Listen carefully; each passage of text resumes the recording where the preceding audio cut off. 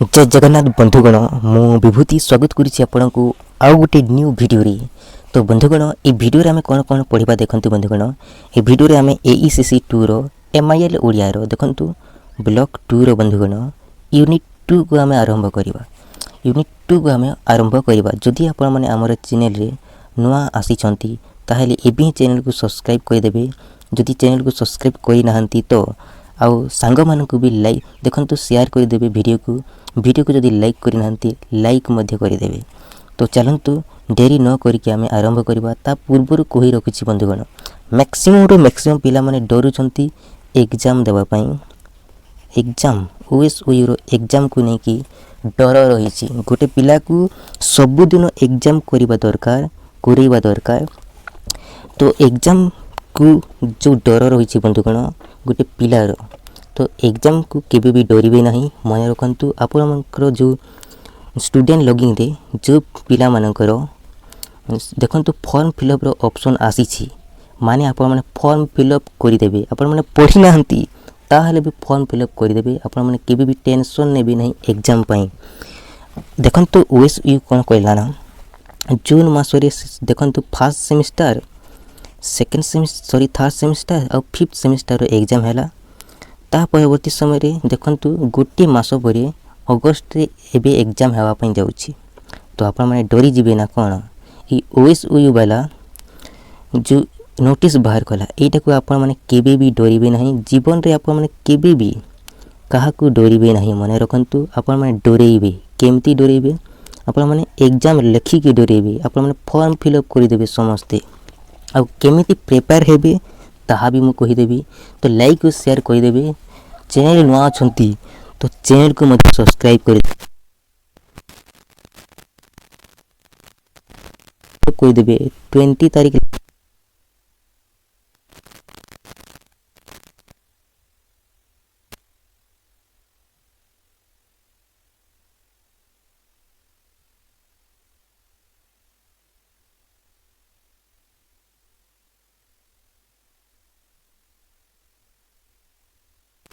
मैं कहूँ बंधुगण आपण माने केबे भी एग्जाम रे केबे भी डरिबे नहीं केबे भी हार मानी।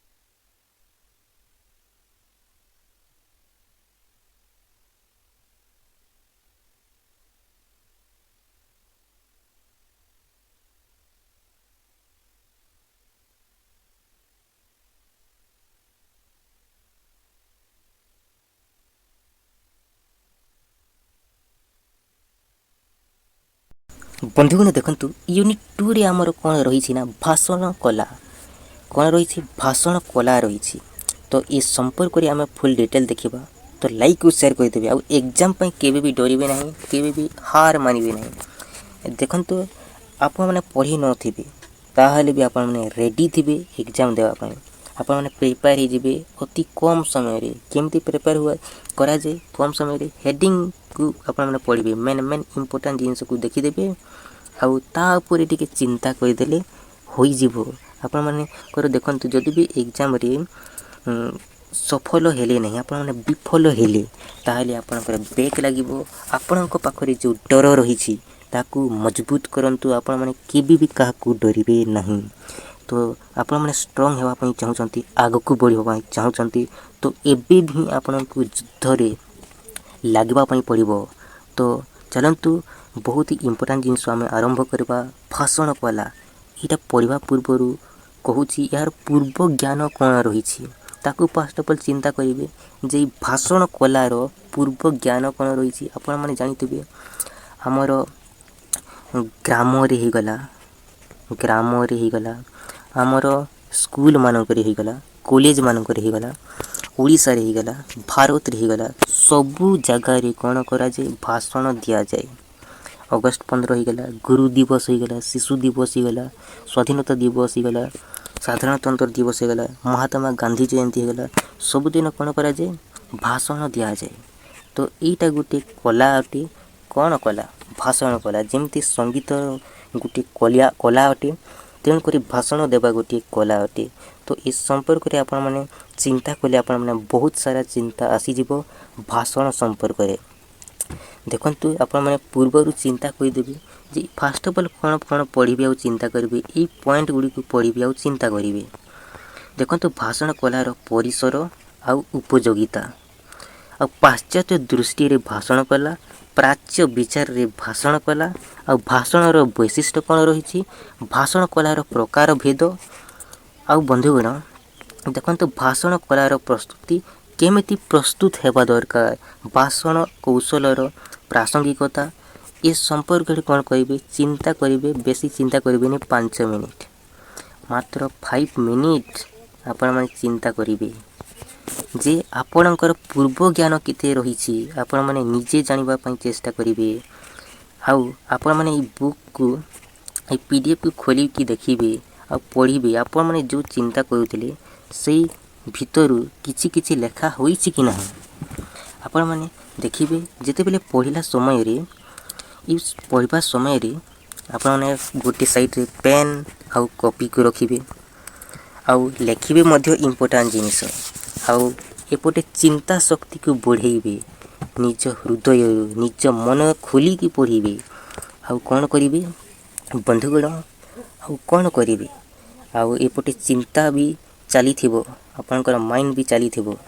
आपण माने जहाँ भी पढ़िबे ताकू आपण चिंता करिबे जे आप एठू जदि क्वेश्चन आसिला जहाँ भी क्वेश्चन आसिला मु पूरा फुल बबाल करदेवी आउ पूरा लेखिकी धुआं धुआं उड़े देवी एमितिका फील हेबा दरकार। ओएसओयू रो जितकी भी एग्जाम होउछि ना सबको एग्जाम दे कि मोते डरेबार अछि पूरा डरेबी ओएसओयू वाला मानकू एमितिका फील हेबा दरकार। से माने डरुछंती 1 मंथ रे एग्जाम करूछंती नोटिस बाहर करूछंती ता अर्थ मु भी एग्जाम दे कि से मानकू डरेबी निज मन रो लिखिबी निज हृदय रो लिखिबी निज मन खोली के लिखिबी आ डरेबार अछि रे भाई।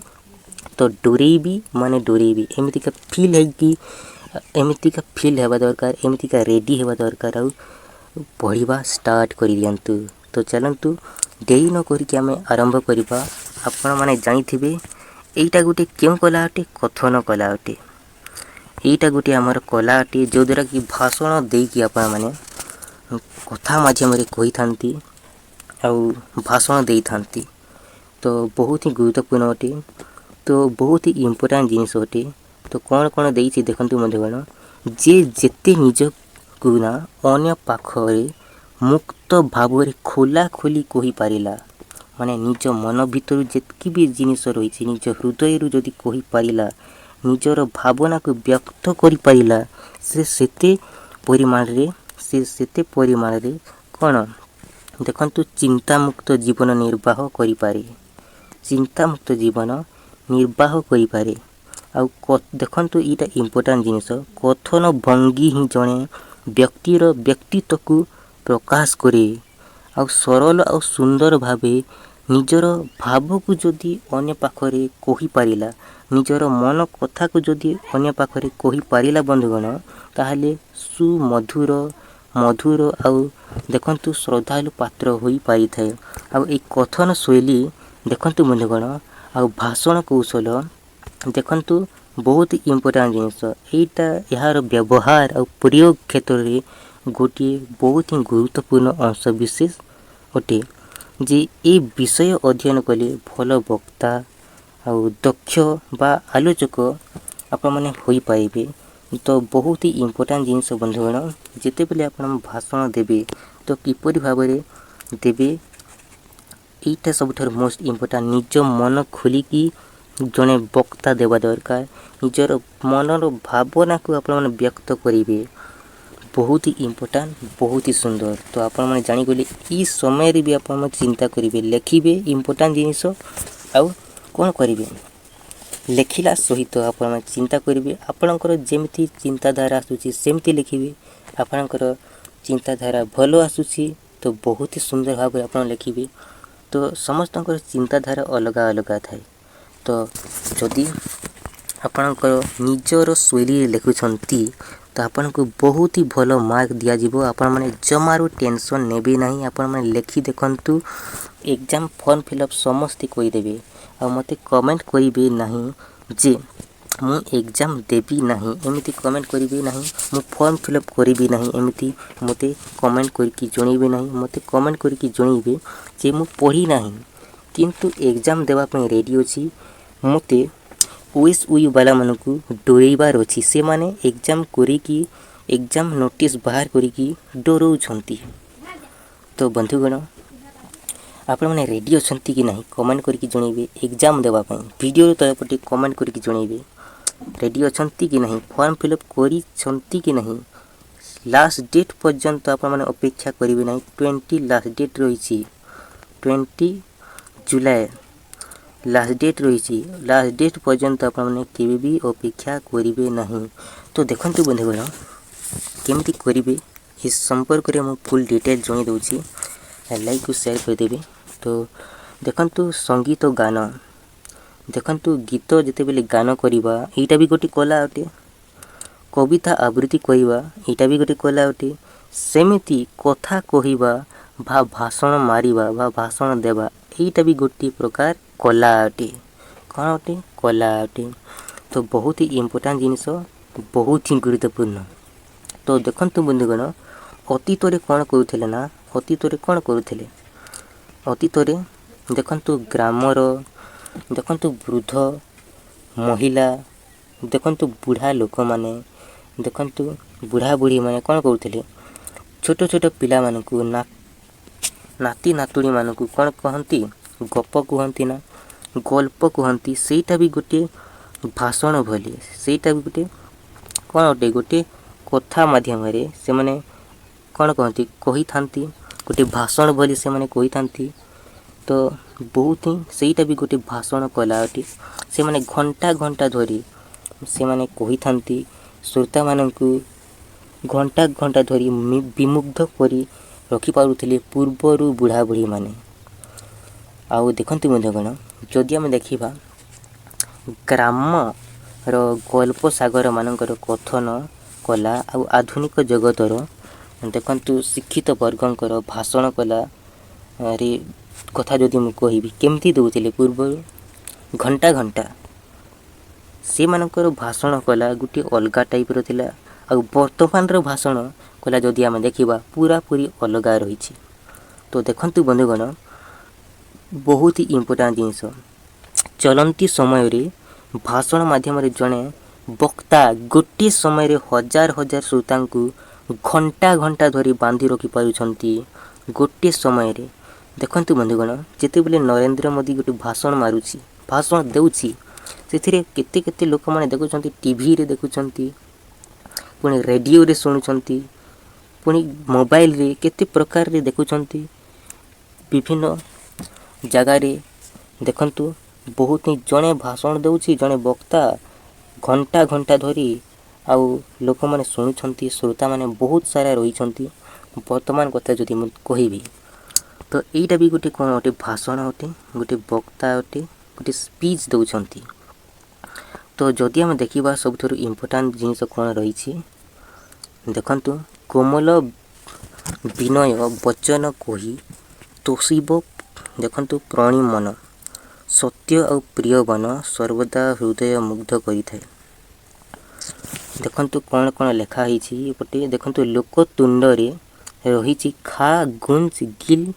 भली वक्तव्य। अच्छा ठीक अच्छे देखते बंधुगण जड़े बुभुक्षु को गिल कहले कौन मन रखिए बहुत ही इम्पोर्टाट जदि भी क्वेश्चन आसिला शॉर्ट क्वेश्चन ताहले आपण माने इजिली लिखिदेवे जे जड़े बुभुक्षु को गिल कहले तांकर सम्मान हानि होता है कौन होता है देखंतु बहुत ही इम्पोर्टाट जिनस एमती भी क्वेश्चन करि पारंती आपण माने टिके भी भाभी पारिबे नहीं जे जड़े बुभुक्षु को गिल कहले तांकर कौन होता है ताहले आपण कौन करेंगे सम्मान हानि होता है किंतु किंतु किंतु सेई जगार बंधुगण खाओ खाओ बोली कहले तांकर कौन प्रकाशित होता है तांकर सम्मान प्रकाशित होता है ये जिनस कम रखिए गिल कहले सम्मान हानि होता है आ खाओ कहले कौन होता है सम्मान प्रकाशित होता है ये जिनस को मन रखिए बहुत ही इम्पोर्टाट बहुत ही सुंदर तापर देखंतु से तुंडरे बंधुगण से तुंडरे कौन रही से तुंडरे गोटे तुंडर वचन रे अमृत आउ विष उभय रही ये जिनस को मन रखिए देखंतु तुंडरे गोटे तुंडर वचन रे कौन कौन उभय रही तो अमृत आ विष रही तापर देखंतु बहुत ही इम्पोर्टाट जिनिस जे अप्रीतिकर वचन विन्यास विषय रे जदि हम देखिबा विषय परिस्थिति सृष्टि करि पारे तो विषम देखंतु सृष्टि करि पारे बहुत ही इम्पोर्टाट जिनिस अप्रीतिकर वचन विन्यास विषयम परिस्थिति सृष्टि करि पारे किंतु नम्र और कोमल वचन समस्त को आपणार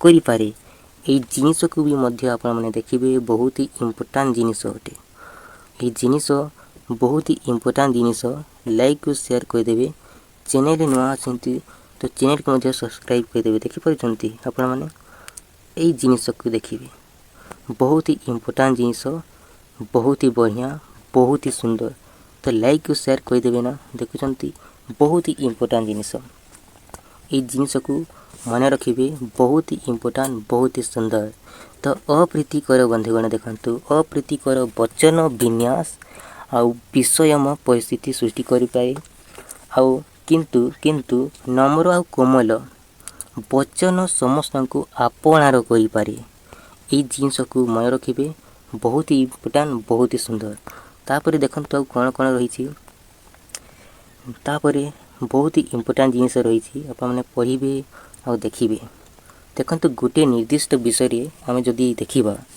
से कौन कौन रही जदि आम प्रवेश करवा बंधुगण जदि आम देखा ताकू आम उपस्थापन करवा ताकू आम देखा कथार विस्तार कथाटी को जानिबा आम केमिति शब्द चयन और शब्द संयोजना करवा कथा एगुड़ी को विधिबद्ध भाव आपण माने होई कि आपण माने पचारिले आमर निज उपर विश्वास बढ़िया सह आम भल वक्ता भल आलोचक होई परिबा जे गोटे विषय उपर जिते बेले प्रवेश करवा बंधुगण जिते बेले आम गोटे विषय उपर कौन करवा प्रवेश करवा जिते बेले देखिबा सही समय रे देखंतु से कथा जो गुड़िक लिखाही जिते बेले आम पढ़िबा आम केमिति भावर उपस्थापन करि पारू कथार विस्तार बा कथाटी को जानिबारे आम केमिति शब्द गुड़ी को आम चयन करवा केमिति बाछिबा शब्द गुड़ी को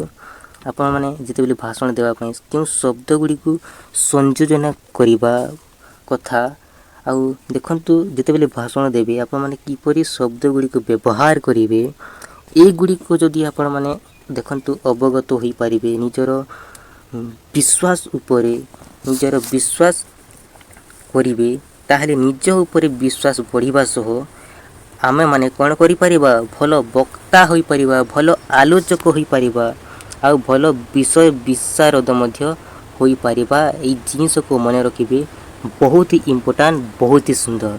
तो ये जिनिस देखि पारुछंती बंधुगण एटा को भी टिके मने रखिबे बहुत ही बढ़िया बहुत ही सुंदर। तो चलंतु नेक्स्ट कोन रहिछि तो देखंतु आमे जो कथा कहिथन से कथा जदि सजड़ा श्रृंखलित होई थाई बंधुगण जो सजड़ा और श्रृंखलित होई थाई तेबे आमे से सब कथा देखंतु आहुरी मनोचय होई पारे टिके ठीक भावरे टिके आकर्षित करि थाए आ कथा कहिबार शैली सब बेले एमिति हेबा दरकार जेमिति कि देखंतु बंधुगण जेमिति कि अन्य को पसंद हेबो आपण माने एमिति कथा हेबे जे अन्य मानकु जेमिति पसंद होउथबो एई टाइप रे कथा हेबे आ देखंतु वितर्क हेउ कि वक्तृता हेउ दलगत आलोचना हेउ कि साक्षात्कार सबु थिरे देखंतु कथन कौशल रो गोटे निहाती आवश्यक गोटे नियारा शैली निहित हेबा दरकार बहुत गुरुत्वपूर्ण अटे आ निजको बंधुगण अन्य आगरे सुंदर भावरे उपस्थापन करिया पई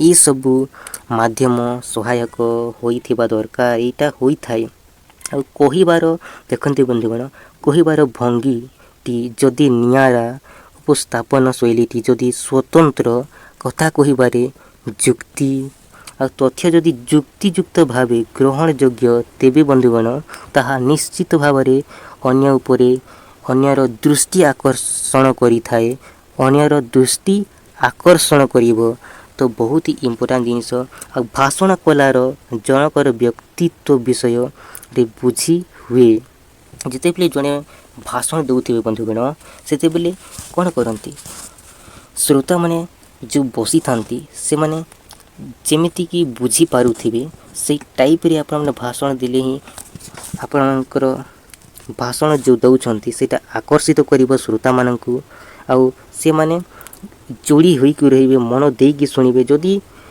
आपण माने ठीक भाबरे भाषण न देले ठीक मन छुआ भाषण न देले ताहले आपणकर श्रोता माने से माने बोर ही जिबे से माने सुनिबा पई आ पसंद करिवे नै से मानकु आकर्षित करिवो नाही देखंतु भाषण कला अनेक समय रे व्यक्तित्व विकास क्षेत्र रे प्रमुख माध्यम रे उभा आसी छी तो बहुत ही इम्पोर्टेंट जिनिस तापर देखंतु हृदय भितरे एटा सबुठारो मोस्ट इम्पोर्टेंट जिनिस बंधुगण ए जिनिस देखंतु हृदय भितरे जहा रही थाए ताहा तुंड माध्यम रे प्रकाश पाई थाए तुंड माध्यम रे प्रकाश पाई थाए तेणु कथन होउची बंधुगण हृदयर व्यक्ति कथन होउची हृदयर व्यक्ति मनीष देखंतु मनीष मानसिक स्थिति सबु बेले ठीक न थाए केते बेले खुशी रही थाए केते बेले बहुत दुख थाए केते बेले विषादग्रस्त थाए पुणी केते बेले कहा प्रति घृणा भाव मध्य प्रकाश पाई थाए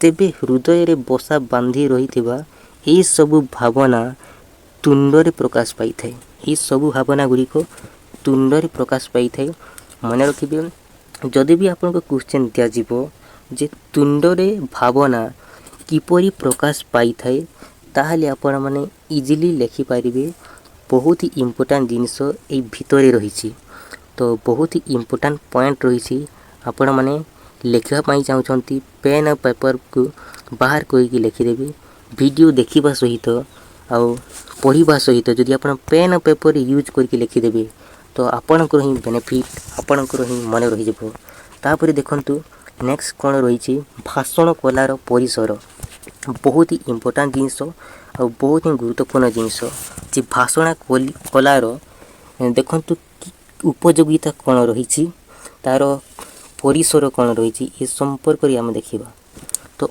असंपूर्ण वाक्य विन्यास जदि हम देखिबा देखंतु सबुठारु मोस्ट इम्पोर्टेंट जिनिस कोन रहिछि देखंतु बंधुगण एथिरे कोन कोन लेखा हिछि ना बहुत ही इम्पोर्टेंट जिनिस असंपूर्ण वाक्य विन्यास माध्यम रे माने धरा जो आपण मैंने गोटे जगह भाषण दौरान गोटे वाक्य को असंपूर्ण भाव में कहते वाक्य गुड़िक सब असंपूर्ण कहते पूरा संपूर्ण भाव में कहूना जिते बेले आपने कथन को प्रकाश कर सीटा असंपूर्ण भाव में कहते आप संपूर्ण भाव में कहूना ताहले सेटा कौन है सेटा देखंतु बंधुगण सेटा जिते बेले श्रोता माने शुणिबे ना से माने कौन करिवे से माने विरक्ति हो जिवे सेटा जो आपण माने भाषण देउछंती गोटे वाक्य कहउछंती सेटा ग्रहणीय हेबो नाही सेटा बोधगम्य हेबो नाही ता परिवर्ते देखंतु सेटा विरक्तिकर होई जिवो से माने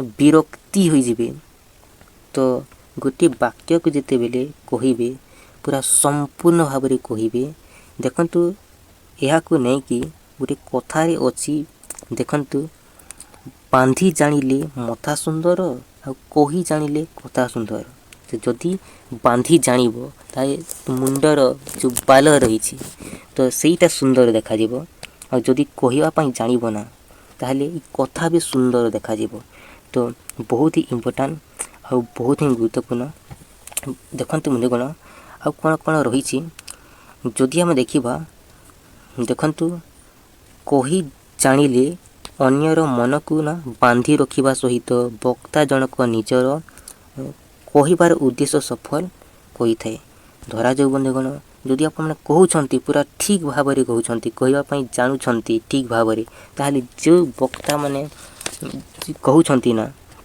जो वक्ता भी कहउछि ना ठीक भाव में कहउछि जदि कहि जानिबो ना जो श्रोता माने रही छंती ना से मन को बांधी की रखि पारिबो काहे कि ना जहाँ भी कहूँ ठीक भाव में कहूँ माने श्रोता मान को आकर्षित करुँची उत्साह करुँची आ जो उद्देश्य नहीं कि कहूँ सहीटा मध्य सफल हो पारिबो तो गोटे वक्ता जिते बेले भी कहबना सेटा ठीक भाव में कहवा दरकार गोटे वाक्य को संपूर्ण रूप में कहवा दरकार आ चिंताधारा भी ठीक रही दरकार बहुत ही इम्पोर्टेंट बहुत ही सुंदर आउे देखु कौन कौन रही देखते बंधुगण आउ लेखा जे भांगी पड़ुवा मन को पुनः गढ़ी तोलिबारे ई भाषण ही संजीवनी दृश्य कार्य करिथाए तो बहुत ही इम्पोर्टेंट जिनस जिते बेले भाषण द्वारा ही जो मन एपट सेपट होइथाए ताकू मध्य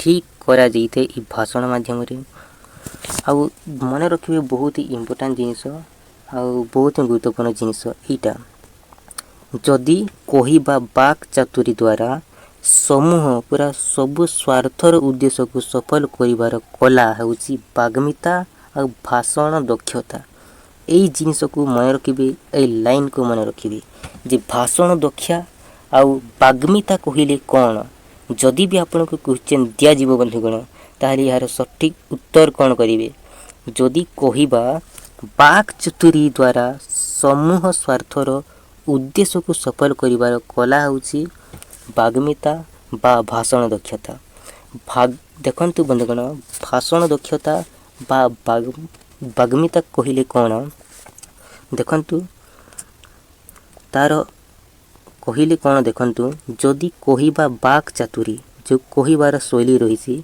ई वाक चातुरी द्वारा समूह स्वार्थर पूरा सबु स्वार्थर उद्देश्य को सफल करिबा होउची सफल करिवार कला होउची ई वाग्मिता बा भाषण दक्षता बोली कुहा जाइते ई जिनस को मन रखिबे बहुत ही इम्पोर्टेंट जिनस तो ई जो भाषण कलार जो उपयोगिता रही ईटा ता संपर्क में देखंतु जदि भी आपन को क्वेश्चन दिया जीवो उपयोगिता संपर्क में ताहाले आपन इजीली लिखि पारिबे तो कोन कोन रही देखंतु भांगी पड़िथिबा मन को पुनर्जीवन करिथाई भाषण बहुत बढ़िया तापर देखंतु भाषण श्रवण द्वारा व्यक्तिर मानसिक परिवर्तन घटाई थाए बहुत ही सुंदर भाव में तापर देखंतु अशिक्षा भली अंधार को दूरेई दे गोटे शैक्षिक वातावरण प्रकाश सृष्टि करिथाए ई भाषण माध्यम रे बहुत ही सुंदर तापर देखंतु गोटे सुस्थ और संस्कार समाज गठन करिवारे ई भाषण ही बहुत ही गुरुत्वपूर्ण अटे बहुत ही ग्रहण योग्य अटे तो बहुत ही गुरुत्वपूर्ण जिनस अच्छी तापर देखंतु भाषण द्वारा वक्ता जनक अन्य मानक ठारू सम्मानित होइथांती ई भाषण द्वारा ही तो एटा भी बहुत ही गुरुत्वपूर्ण जिनस लेखा होइछि तापर देखंतु ଆଉ କ'ଣ ଲେଖା ହେଇଛି ଦେଖନ୍ତୁ। କୌଣସି ଗୋଟିଏ ଜାତିର ଅଧଃପତନ ବେଲେ ତାହାକୁ ପୁନରୁଦ୍ଧାର କରିବା ହେଉଛି ଏ ଭାଷଣ କାର୍ଯ୍ୟ ହିଁ କରିଥାଏ। ଭାଷଣ ଦ୍ୱାରା ହିଁ ହୋଇଥାଏ। ଯେଉଁଟାକି ଜଣେ ଭାଷଣ ଦେଇଥାଏ ଆଉ ସମସ୍ତ ଯେତିକି ବି ଲୋକମାନେ ଅଛନ୍ତି ସମସ୍ତେ ଶୁଣିଥାନ୍ତି ଆଉ କ'ଣ କରାହେଇଛି ପୁନରୁଦ୍ଧାର କରାଯାଇଥାଏ। ତାପରେ ଦେଖନ୍ତୁ କ'ଣ ଦେଇଛି, ମହତ୍ କଥନ ବ୍ୟକ୍ତିଙ୍କୁ ଦେଖନ୍ତୁ ନିଚତାରୁ ଉଚ୍ଚତାକୁ ପରିଣତ କରିଥାଏ ଆଉ ଗୋଟିଏ ପୂର୍ଣ୍ଣାଙ୍ଗ ବ୍ୟକ୍ତିତ୍ୱ ଗଠନ କରିବାରେ ସହାୟକ ହୋଇଥାଏ ଏହି ଭାଷଣ। ତ ଦେଖନ୍ତୁ ବନ୍ଧୁଗଣ ବହୁତ ହିଁ ସାହାଯ୍ୟ କରୁଛି ଏହି ଭାଷଣ। ତାପରେ ଦେଖନ୍ତୁ ଜାତି ଭିତରେ ଯଦି ଆମେ ଦେଖିବା ଗୋଟିଏ ଦୃଢ଼ ବନ୍ଧନ ସୃଷ୍ଟି କରିବାରେ ଏହି ଭାଷଣ ଦେଖନ୍ତୁ ବହୁତ ହିଁ ଗୁରୁତ୍ୱପୂର୍ଣ୍ଣ ଅଟେ ଏହି ଜାତି ଭିତରେ ମଧ୍ୟ।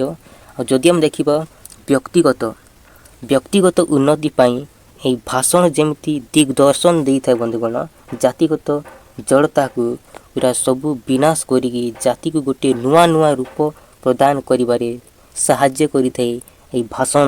ତାପରେ ଦେଖନ୍ତୁ ଜ୍ଞାନର ପରିସୀମାକୁ ଭାଷଣ ବୃହତ୍ତର କରି ଜନସାଧାରଣଙ୍କ ମଧ୍ୟରେ ଗୋଟିଏ ସୁଦୃଢ଼ ସମ୍ପର୍କ ସ୍ଥାପନ କରିଥାଏ। ଆଉ ମଣିଷ ଭିତରେ ଯେଉଁ ଜଡ଼ତା, ଯେଉଁ ଆଲସ୍ୟ, ଯେଉଁ ଅଳସୁଆ, ଯେଉଁ ସୁସୁପ୍ତା, ଯେଉଁ ନିଷ୍କ୍ରିୟତା ଯେଉଁ ରହିଛି ଏ ଭାଷଣ କରିଥାଏ, କ୍ରିୟାଶୀଳ କରିଥାଏ। ତ ବହୁତ ଇମ୍ପୋର୍ଟାଣ୍ଟ ଜିନିଷ ଭାଷଣର କ'ଣ ରହିଛି, କ'ଣ ଉପଯୋଗିତା ରହିଛି ସେ ସମ୍ପର୍କରେ ଉଲ୍ଲେଖ ଯଦି ପଚାରିବ ତ ନିଜ ମନରୁ ବି ଆପଣମାନେ ଇଜିଲି ଲେଖିପାରିବେ।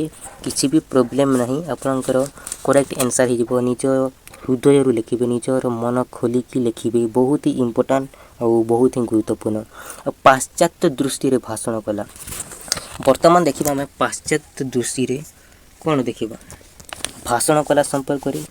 ବହୁତ ହି ଇମ୍ପୋର୍ଟାଣ୍ଟ, ବହୁତ ହି ସୁନ୍ଦର। ଯଦି ଆମେ ଦେଖିବା ଏ ଗୋଟେ ଜିନିଷକୁ ପଢ଼ିବେ ଯେ କଥନ ସାହିତ୍ୟ ଆଉ ଲିଖନ ସାହିତ୍ୟ ଭାବରେ ସାହିତ୍ୟ ଦୁଇବିଧ। ସାହିତ୍ୟ କେତେ ପ୍ରକାର ରହିଛି? ଦୁଇ ପ୍ରକାର। ଗୋଟେ କଥନ ସାହିତ୍ୟ ଆଉ ଗୋଟେ ଲିଖନ ସାହିତ୍ୟ। କଥନ ସାହିତ୍ୟରେ ଆମେ କେବଳ କହିଥାଉ ଯେଉଁ ଭାଷଣ ମାଧ୍ୟମରେ ହୋଇଥାଏ ତାକୁ ଆମେ କ'ଣ, ଯେଉଁ ଭାଷଣ ଦିଆଯାଇଥାଏ ତାକୁ ଆମେ କଥନ ସାହିତ୍ୟ କହିବା। ଆଉ ଯେଉଁ ଲେଖିଥାଉ ତାକୁ ଆମେ ଲିଖନ ସାହିତ୍ୟ ବୋଲି କହିପାରିବା। ଦେଖନ୍ତୁ ଶିକ୍ଷା ବ୍ୟବସ୍ଥାରେ ଯଦି ଆମେ ଦେଖିବା ଲିଖନର ଯେଭଳି ମହତ୍ତ୍ୱ ରହିଛି କଥନ ବା ଭାଷଣର ମଧ୍ୟ ସେତିକି ଗୁରୁତ୍ୱପୂର୍ଣ୍ଣ ରହିଛି। ଆଉ ବିଶ୍ୱର ଦେଖନ୍ତୁ ପୁରା ୱାର୍ଲଡ଼ର ସବୁ ଅନେକ ଦେଖନ୍ତୁ ବିଜ୍ଞ ଲୋକମାନେ ରହିଛନ୍ତି, ସାଧୁ ସନ୍ତମାନେ ରହିଛନ୍ତି, ରାଜନେତାମାନେ ରହିଛନ୍ତି, କଳାକାରମାନେ ରହିଛନ୍ତି, ସଙ୍ଗୀତକାରମାନେ ରହିଛନ୍ତି, ବହୁତ ସାରା ରହିଛନ୍ତି। ତ ତାଙ୍କର ଭାଷଣ ଦେଖନ୍ତୁ ଲୋକମାନଙ୍କୁ କ'ଣ କରିଥାଏ, ବିଶେଷ ଭାବରେ ଯଦି ଆମେ ଦେଖିବା ତ ଲୋକମାନଙ୍କୁ ପ୍ରଭାବିତ କରି ଆସିଛି ପୂର୍ବରୁ, ବର୍ତ୍ତମାନ ବି କରୁଛି। ଆଉ ସମାଜରେ ପ୍ରତ୍ୟେକ ବର୍ଗର ଲୋକମାନଙ୍କ ନିକଟରେ ଯଦି ଆମେ ଦେଖିବା ଅନ୍ୟମାନଙ୍କ ବିଚାରଧାରା ଆଉ ଭାଷଣ ଦ୍ୱାରା ହିଁ ପହଞ୍ଚି ପାରିଥାଏ। ସେଇଟା ଶିକ୍ଷିତ ହେଉ କିମ୍ବା ଅଶିକ୍ଷିତ ହେଉ ପ୍ରତ୍ୟେକ ଲୋକମାନଙ୍କୁ ଗୋଟେ ନୂଆ ବିଚାରଧାରା ସଦମାର୍ଗ ଦେଖାଇଥାଏ ଏହି ଭାଷଣ। ବନ୍ଧୁଗଣ ପ୍ରାଚ୍ୟ ଆଉ ପାଶ୍ଚାତ୍ୟ ଦାର୍ଶନିକ ମାନେ ନିଜ ବିଚାରକୁ ଉପସ୍ଥାପନ କରିଥାନ୍ତି। ତ ବହୁତ ହି ଇମ୍ପୋର୍ଟାଣ୍ଟ ଆଉ ବହୁତ ହିଁ ଗୁରୁତ୍ୱପୂର୍ଣ୍ଣ। ତ ଚାଲନ୍ତୁ ଆହୁରି କ'ଣ ଦେଇଛି ଏ ସମ୍ପର୍କରେ ଆମେ ଦେଖିବା। ସବୁଠାରୁ ମୋଷ୍ଟ ଇମ୍ପୋର୍ଟାଣ୍ଟ ମନେ ରଖିବେ, ଦେଖନ୍ତୁ ଯଦି ବି ସଂଜ୍ଞା ସମ୍ପର୍କରେ ଯଦି ଆମେ ଦେଖିବା ଗ୍ରୀକର ଦାର୍ଶନିକ କିଏ? ପ୍ଲାଟୋ। ଆପଣମାନେ ଜାଣିଥିବେ ପ୍ଲାଟୋ ହେଉଛି ଗ୍ରୀକ ଦେଶର ଦାର୍ଶନିକ। ସେ କ'ଣ ମତ ଦେଇଥିଲେ? ଭାଷଣକୁ ଦେଖନ୍ତୁ ମୁଗ୍ଧ କଲା ଭାବେ ସେ ବିବେଚନା କରିଛନ୍ତି। ଯଦି ବି ଆପଣଙ୍କୁ କ୍ୱେଶ୍ଚିନ୍ ଦିଆଯିବ ଯେ ଭାଷଣକୁ ମୁଗ୍ଧ କଲା ଭାବରେ କି ବିବେଚନା କରିଛନ୍ତି ତ ଗ୍ରୀକ ଦାର୍ଶନିକ ପ୍ଲାଟୋ କରିବେ। ତାଙ୍କର ମତ କ'ଣ ରହିଛି ଦେଖନ୍ତୁ, ବହୁ ଜଣଙ୍କ ମାନସକୁ ସୁହାଇଲା ଭଳି କଥନ ଚାତୁରୀ ଜଣେ ଭଲ ବକ୍ତାର ଲକ୍ଷଣ। ଗୋଟେ ଭଲ ବକ୍ତାର ଲକ୍ଷଣ ହେଉଛି ବନ୍ଧୁଗଣ ଯେ ପୁରା ଯେତିକି ବି ଲୋକମାନେ ଥିବେ ବହୁତ ଲୋକମାନଙ୍କୁ ସୁହାଇଲା ଭଳି ଏ ଭାଷଣ ଚାତୁରୀ ବା ଏ କଥନ ଚାତୁରୀ ଜଣେ ଭଲ ବକ୍ତାର ଲକ୍ଷଣ ଅଟେ। ଏଇଟା କିଏ କହିଥିଲେ? ଏଇଟା କହିଥିଲେ ଗ୍ରୀକର ଦାର୍ଶନିକ ପ୍ଲାଟୋ କହିଥିଲେ। ଆଉ ଦେଖନ୍ତୁ ସେହିପରି ଆହୁରି ବୈଜ୍ଞାନିକମାନେ ମଧ୍ୟ କ'ଣ ମତ ଦେଇଥିଲେ ସେ ସମ୍ପର୍କରେ ବି ଦେଖିବା। ବହୁତ ହି ଇମ୍ପୋର୍ଟାଣ୍ଟ ଜିନିଷ। ଆଉ ଆରିଷ୍ଟୋଟଲ ଦେଖିପାରୁଛନ୍ତି ଏ କ'ଣ କହିଥିଲେ ଏ ସମ୍ପର୍କରେ ମଧ୍ୟ ମନେ ରଖିବେ ଯେ ଏ କ'ଣ କହିଥିଲେ, ଭାଷଣ ହେଉଛି ଦେଖନ୍ତୁ ତର୍କିକତା ଆଉ ଯୁକ୍ତିନିଷ୍ଠ। ଯେ ବି ଭାଷଣ ଦେଉଛି ନା ତର୍କିକତା ଆଉ ଯୁକ୍ତିନିଷ୍ଠ ଭାବରେ ଏମିତିକା ହୋଇଥିବା ଦରକାର ତାର ଭାଷଣ ଭିତରେ। ଏହା ସହିତ ଭାବୁକତା ସେ ଭାବି ଚିନ୍ତିକି ଜ୍ଞାନ ଦର୍ଶନ ମଧ୍ୟ ଏଥିରେ ଅନୁପ୍ରେଶ ଘଟିଥିବା ଦରକାର। ଏମିତି ଘଟିଛି ବୋଲି କହିଥିଲେ, କିଏ କହିଥିଲେ? ଆରିଷ୍ଟଟଲ କହିଥିଲେ। ଇ ମତ ଦେଇଥିଲେ ହେଲା ଯେ ଗୋଟେ ଭାଷଣ ହେଉଛି ଦେଖନ୍ତୁ ତର୍କିକତା ଯୁକ୍ତିନିଷ୍ଠ ଏହା ସହିତ ଭାବୁକତା ଜ୍ଞାନ ଆଉ ଦର୍ଶନ ମଧ୍ୟ ଅନୁପ୍ରେଶ ଘଟିଛି ଏଇ ଭାଷଣ ମଧ୍ୟରେ ହେଲା। ଆଉ ଏଇ ଜିନିଷ ମନେ ରଖିବେ, ସବୁଠାରୁ ମୋଷ୍ଟ ଇମ୍ପୋର୍ଟାଣ୍ଟ ଜିନିଷ ଏଇ ଜିନିଷ ଆପଣଙ୍କର ସର୍ଟ କ୍ୱେଶ୍ଚନ୍ ବି ଆସିପାରେ ଯେ ରୋମୀୟ ସଂସ୍କୃତିରେ ଭାଷଣକୁ ଶାସ୍ତ୍ରୀୟ କଳାର ମାନ୍ୟତା ପ୍ରଦାନ କରାଯାଇଛି। ଏଇ ଜିନିଷକୁ ମନେ ରଖିବେ ଯେ ରୋମୀୟ ସଂସ୍କୃତିରେ ଭାଷଣକୁ କେଉଁ କଳାର ମାନ୍ୟତା ପ୍ରଦାନ କରାଯାଇଛି, ତ ଏହାର ସଠିକ୍ ଉତ୍ତର କ'ଣ କରିବେ? ଶାସ୍ତ୍ରୀୟ କଳା। ତ ବହୁତ ଇମ୍ପୋର୍ଟାଣ୍ଟ ଜିନିଷ। ଆଉ ଯଦି ଆମେ ଦେଖିବା ଏହା ଜନଜୀବନକୁ ଜନସମାଜକୁ ସତ୍ୟନିଷ୍ଠ କରିବା ସଙ୍ଗେ ସଙ୍ଗେ ସଦ୍ମାର୍ଗ ପ୍ରେରଣ କରିବାରେ ସହାୟକ ହୋଇଥାଏ ବୋଲି ଏ ରୋମୀୟମାନେ କ'ଣ କହିଛନ୍ତି? ବିଚାର କରିଥାନ୍ତି। ତାପରେ ମନେ ରଖିବେ ଦାର୍ଶନିକ ହେରେସନଙ୍କ ମତରେ ଯେ ଭାଷଣ ଦେଖନ୍ତୁ ଜନସାଧାରଣଙ୍କ ଜୀବନରେ ବିଶେଷ ଭାବେ ପ୍ରଭାବିତ କରିଥାଏ, ଲୋକମାନଙ୍କରେ ଏଇଟା ପ୍ରଭାବିତ କରିଥାଏ ବୋଲି କହିଥିଲେ। ହେରେସ କହିଥିଲେ ଯେ ଭାଷଣ ଲୋକମାନଙ୍କ ଜୀବନକୁ ବିଶେଷ ଭାବରେ ପ୍ରଭାବିତ କରେ, ଏଇଟା କହିଥିଲେ ହେରେସ କହିଥିଲେ। ତ ବହୁତ ଇମ୍ପୋର୍ଟାଣ୍ଟ, ବହୁତ ଗୁରୁତ୍ୱପୂର୍ଣ୍ଣ ଅଟେ। ତ ଦେଖନ୍ତୁ ତାପରେ ଆଉ କ'ଣ କ'ଣ ରହିଛି ଆମେ ଦେଖିବା। ବହୁତ ଇମ୍ପୋର୍ଟାଣ୍ଟ ଜିନିଷ ରହିଛି। ପରବର୍ତ୍ତୀ ସମୟରେ କ'ଣ ହେଲା ନା ଦେଖନ୍ତୁ ପରବର୍ତ୍ତୀ ସମୟରେ କ'ଣ ହୋଇଛି ତାକୁ ଆମେ ଦେଖିବା। ପରବର୍ତ୍ତୀ ସମୟରେ ହୋଇଛି ଯେ ଫ୍ରାନ୍ସ ହେଇଗଲା, ରୋମ୍ ହେଇଗଲା, ସ୍ପେନ୍, ଏଇ ସ୍ପେନ୍ ଭାଷଣ ସହିତ ମନୋରଞ୍ଜନ ଟିକେ ଟିକେ ଧୀରେ ଧୀରେ ସଂଯୁକ୍ତ କରାଗଲା, ସଂଯୋଗ କରାଗଲା ଫ୍ରାନ୍ସର ରୋମ୍ ଆଉ ସ୍ପେନ୍ ଭାଷଣ। ଆଉ ଭାଷଣକୁ ଅଧିକ ଲୋକପ୍ରିୟ କରିବାକୁ ଲାଗିଲେ। ଆଉ ଯେଉଁମାନେ ଭାଷଣ ଦେଉଥିଲେ ବକ୍ତାମାନେ, ଏଇ ଭାଷକମାନେ ହାସ୍ୟରସ, ଲୋକକଥା, ସଙ୍ଗୀତ ଏଇଗୁଡ଼ିକୁ ମଧ୍ୟ ଏ ଭାଷଣରେ କ'ଣ କରିଦେଲେ? ଯୋଡ଼ିଦେଲେ। ଏ ହାସ୍ୟରସ ମାନେ କ'ଣ? ବେଶୀ ହସାଇଥାଏ ଲୋକମାନଙ୍କୁ, ଶ୍ରୋତାମାନେ ଯେଉଁ ରହିଥାନ୍ତି ସେମାନଙ୍କୁ ହସେଇଥାଏ ଏଇ ହାସ୍ୟରସ। ବର୍ତ୍ତମାନ ଦେଖିଥିବେ ଗୋଟେ କମେଡ଼ି ମାନଙ୍କରେ ବେଶୀ କ'ଣ ଥାଏ? ହାସ୍ୟରସ ଥାଏ, ଯେଉଁଦ୍ୱାରା କି ଆପଣମାନେ ଦେଖିକି କ'ଣ କରିଥାନ୍ତି? ହସିଥାନ୍ତି। ତ ବହୁତ ଇମ୍ପୋର୍ଟାଣ୍ଟ ଆଉ ବହୁତ ହିଁ ଗୁରୁତ୍ୱପୂର୍ଣ୍ଣ। ଆଉ ଏଇ ଭାଷଣରେ ହାସ୍ୟରସ ରହିଥିବା ଦରକାର ଗୋଟେ ଜାଗାରେ ମଝିରେ, କାହିଁକିନା ଲୋକମାନଙ୍କୁ ଆକର୍ଷିତ କରିଥାଏ, ଲୋକମାନଙ୍କୁ ଏଇ ବକ୍ତା ଦେବା ସମୟରେ ବାନ୍ଧିକି ରଖିଥାଏ ଏଇ ଭାଷଣଟି। ଯଦି ହାସ୍ୟରସ, ଲୋକକଥା, ସଙ୍ଗୀତ ଯଦି ରହିଛି ଗୋଟିଏ ବକ୍ତାରେ, ତ ନହେଲେ ସେଇଟା ଆକର୍ଷିତ ହୋଇପାରିବ ନାହିଁ, ଗ୍ରହଣ ଯୋଗ୍ୟ ମଧ୍ୟ ହୋଇପାରିବ ନାହିଁ। ତ ବହୁତ ଇମ୍ପୋର୍ଟାଣ୍ଟ ଜିନିଷ। ତାପରେ ଦେଖନ୍ତୁ ବନ୍ଧୁଗଣ ଆଉ କ'ଣ କ'ଣ ରହିଛି। ଯଦି ଆମେ ଦେଖିବା 6ଠ ଶତାବ୍ଦୀ ସମୟରେ ଖ୍ରୀଷ୍ଟୀୟ ଧର୍ମର ଚିନ୍ତନ ଏ ସମୟରେ ପ୍ରଭାବିତ କରିଥିଲା ଏଇ ଭାଷଣ ଗୁଡ଼ିକ। ତାପରେ ଦେଖନ୍ତୁ କିଛି ବର୍ଷ ପରେ ତାପରେ ଦେଖନ୍ତୁ ଇଂଲଣ୍ଡ ହେଇଗଲା, ଫ୍ରାନ୍ସ ହେଇଗଲା, ଇଟାଲୀ, ଏଇ ଦେଶମାନଙ୍କରେ ମଧ୍ୟ ଭାଷଣ ଶିକ୍ଷା ଧୀରେ ଧୀରେ ପରିସରଭୁକ୍ତ ହୋଇଗଲା। ତାପରେ କ'ଣ ହେଲା? ଧୀରେ ଧୀରେ ଭାଷଣ କଲା ଅଧିକ ଗ୍ରହଣ କରିବା ଜଣାଗଲା, ଧୀରେ ଧୀରେ ବୃଦ୍ଧି ହେବାକୁ ଲାଗିଲା, ଧୀରେ ଧୀରେ ଆହୁରି ପରିବର୍ତ୍ତନ ହେବାକୁ ଲାଗିଲା। ତାପରେ ଦେଖନ୍ତୁ ଧୀରେ ଧୀରେ କ'ଣ ହେଇଗଲା? ଯୁକ୍ତିଯୁକ୍ତ ଭାବରେ ଭାଷଣ ଧୀରେ ଧୀରେ ଆରମ୍ଭ ହେବାକୁ ଲାଗିଲା। ତାପରେ ଦେଖନ୍ତୁ ବନ୍ଧୁଗଣ, ତାପରେ କ'ଣ ହେଇଗଲା? ପାଶ୍ଚାତ୍ୟ, ଆମେମାନେ କ'ଣ ପଢ଼ୁଛୁ? ଆମେ ପାଶ୍ଚାତ୍ୟ ଦୃଷ୍ଟିରେ ଭାଷଣ କଲା ପଢ଼ୁଛୁ।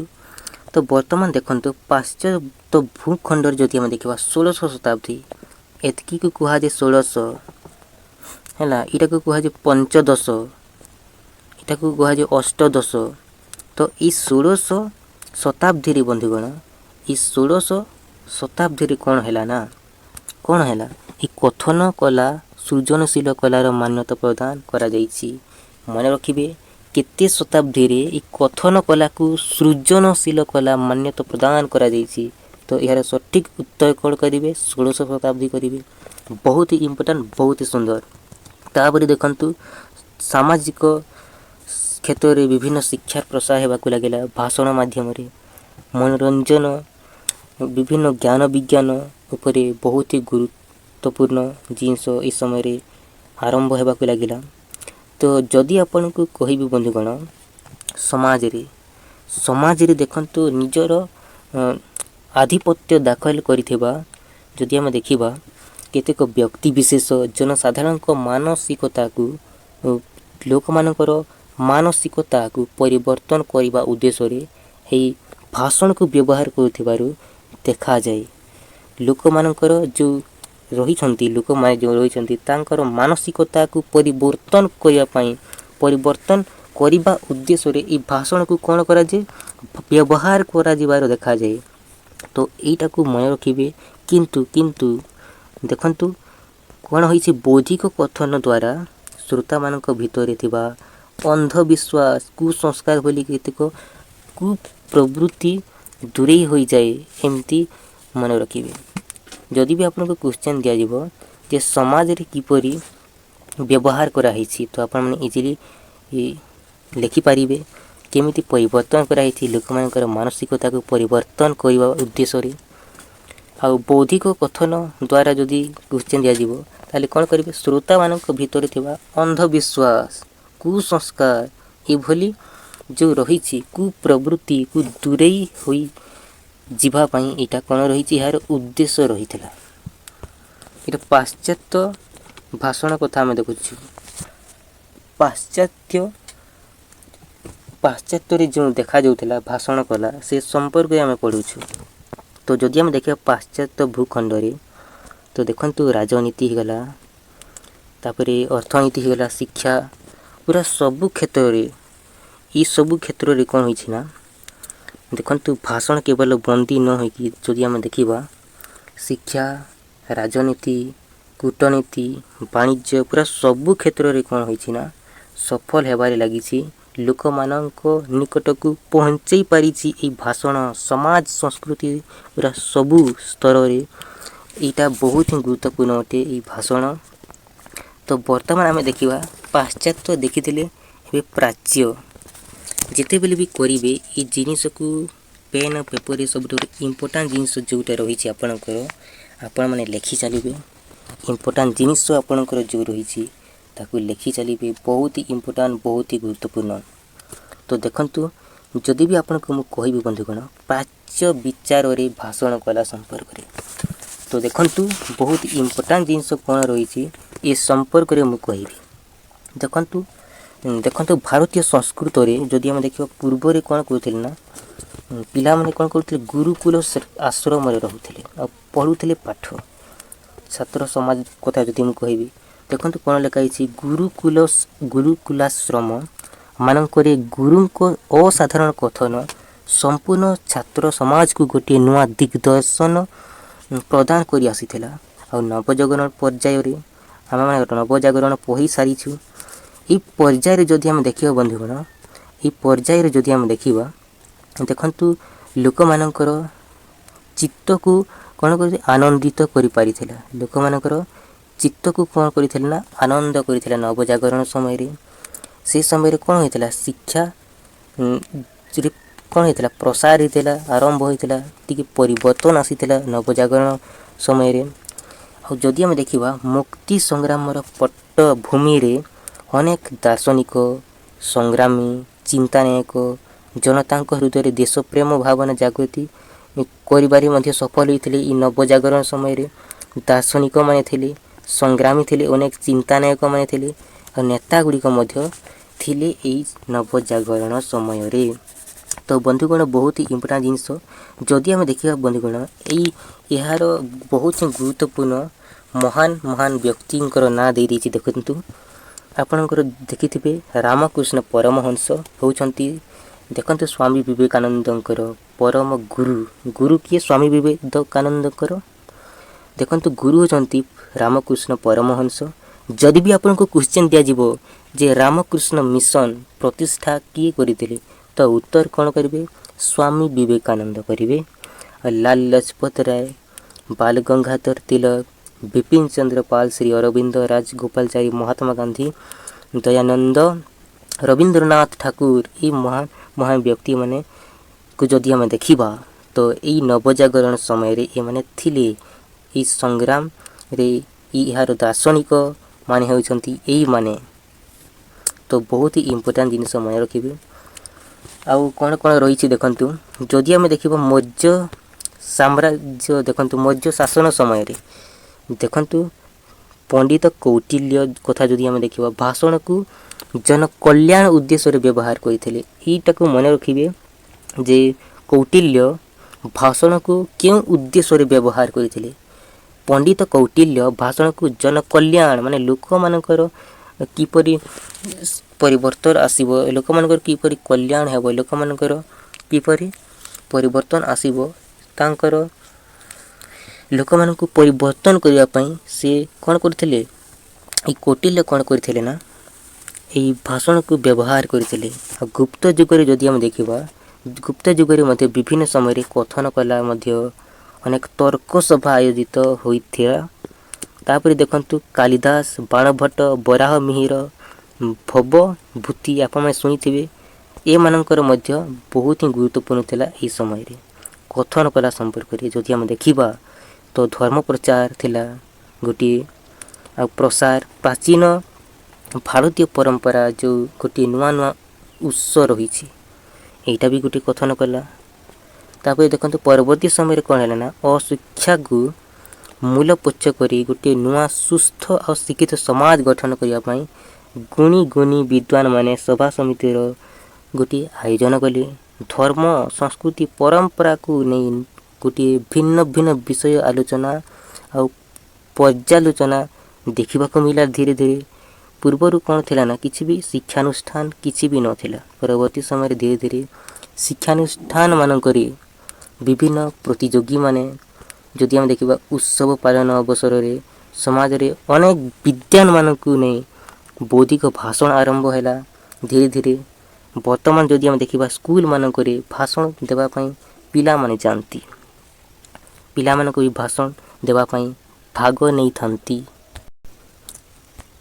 ଯଦି ଆମେ ଦେଖିବା ବନ୍ଧୁଗଣ, ଯଦି ଆମେ ଦେଖିବା ଦେଖନ୍ତୁ ଭାରତ ସ୍ୱାଧୀନତା ପରବର୍ତ୍ତୀ ସମୟରେ ରାଜନୀତି ହୋଇଗଲା, ଦେଖନ୍ତୁ ଶିଳ୍ପାନୁଷ୍ଠାନ ହୋଇଗଲା, ଏମିତିକା ବିଭିନ୍ନ ଅନୁଷ୍ଠାନ ଗୁଡ଼ିକ ମଧ୍ୟ ଭାଷଣମାନ ଆୟୋଜିତ କରାଗଲା।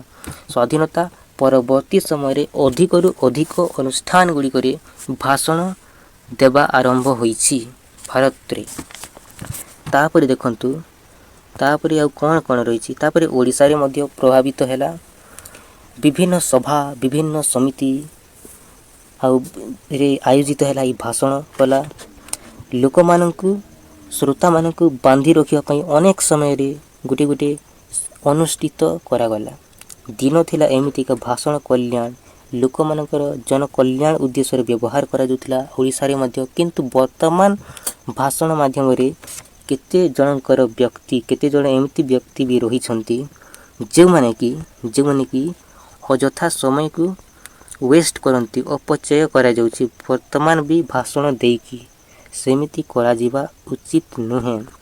ତ ଏବେ ଆମେ ଦେଖିବା ବୈଶିଷ୍ଟ୍ୟ କ'ଣ ରହିଛି।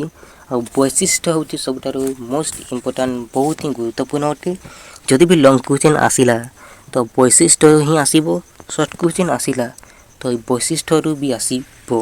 ଆପଣମାନେ ଜମାରୁ ଚିନ୍ତିତ ହେବେ ନାହିଁ। ତ ଦେଖନ୍ତୁ ଭାଷଣ ଦ୍ୱାରା ଅନେକ ଲୋକମାନଙ୍କୁ ଆୟତ୍ତ କରାଯାଇପାରେ, ଆଉ ତାହା ବକ୍ତାର ବାଚନିକ ଦକ୍ଷତା ଉପରେ ଏଇଟା ନିର୍ଭରଶୀଳ। ଯଦି ଆପଣମାନେ ଠିକ୍ ଭାବରେ କହୁଛନ୍ତି, ସୁନ୍ଦର ଭାବରେ, ତ ବହୁତ ହିଁ ସୁନ୍ଦର ଭାବରେ ଏଇଟା ଗ୍ରହଣ ଯୋଗ୍ୟ ହୋଇପାରିବ। ଏଇଟା ଆପଣ ଦେଖନ୍ତୁ ବହୁତ ହିଁ ଦେଖନ୍ତୁ ଯଦି ଆମେ ଦେଖିବା ବନ୍ଧୁଗଣ, ଯେତେ ଦେଖନ୍ତୁ ବିଷୟ ଯେତେ ସୁନ୍ଦର ଆଉ ବଳିଷ୍ଠ ହେଉନା କାହିଁକି, ବିଷୟ ଯେତେ ସୁନ୍ଦର ଆଉ ବଳିଷ୍ଠ ହେଉନା କାହିଁକି, ଯଦି ଆମେ ଦେଖିବା ବକ୍ତାର କହିବା ଶୈଳୀ, ଯେଉଁ କହିବା ଶୈଳୀ ରହିଛି ନା ଏଇଟା ଠିକ୍ ଥିବା ଦରକାର। ଯଦି ବକ୍ତାର କହିବା ଶୈଳୀ ଯଦି ଠିକ୍ ହେଲା ନାହିଁ, ତେବେ ଏଇ ଯେଉଁ ଉଦ୍ଦେଶ୍ୟ ରହିଛି, ଯେଉଁ ଉଦ୍ଦେଶ୍ୟ ନେଇକି କରାହେଉଛି, ଭାଷଣ ଦିଆହେଉଛି, ଏଇଟା ଠିକ୍ ଭାବରେ ହୋଇପାରିବ ନାହିଁ।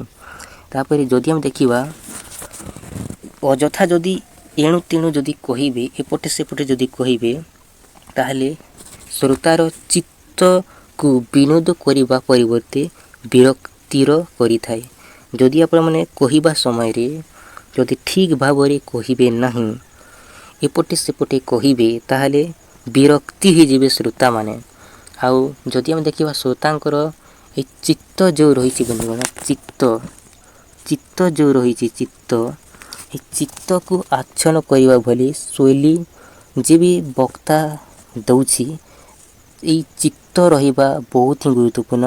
ଜଣେ ବ୍ୟକ୍ତିଙ୍କ ପାଖରେ ଏଇ ଚିତ୍ତକୁ ଆଚ୍ଛନ୍ନ କରିବା ଭଳି ଶୈଳୀ ରହିବା ଦରକାର, ରହିବା ଆବଶ୍ୟକ।